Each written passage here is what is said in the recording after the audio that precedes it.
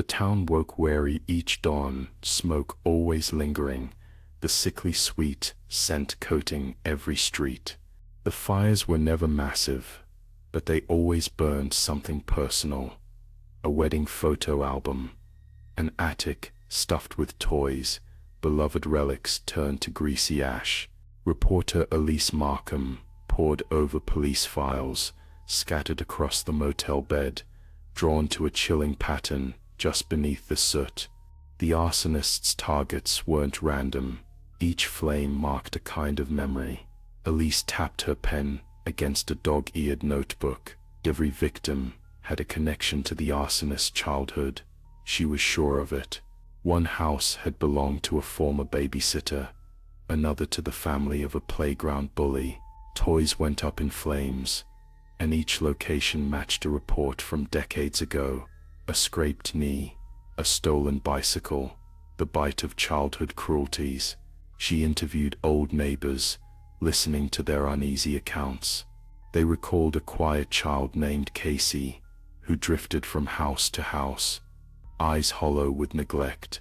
The people Elise spoke to shifted in their seats, voices faltering as they remembered snapped branches, frightened animals, staring across yards into windows where no child should have stood.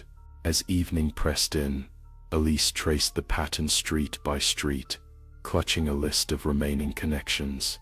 She stopped outside a crumbling house, the place where, according to her research, Casey had endured the worst years of his life. The curtains twitched, and the faint glow of firelight pulsed behind cracked glass. Goosebumps prickled her skin. Someone was inside, bending low beside a cardboard box, feeding photographs to the flame.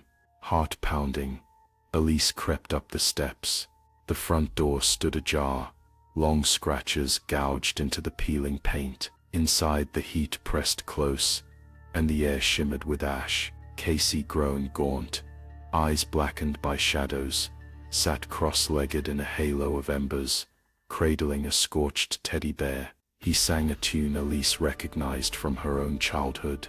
"You watched me," his eyes seemed to say. "You wrote about the pain, but never the pain behind it." Elise's phone buzzed, summoning courage she didn't feel. She faced him, ready to demand answers, but the room twisted strangely. A lullaby rose, notes trailing off, as the flame flared brighter, licking at her feet.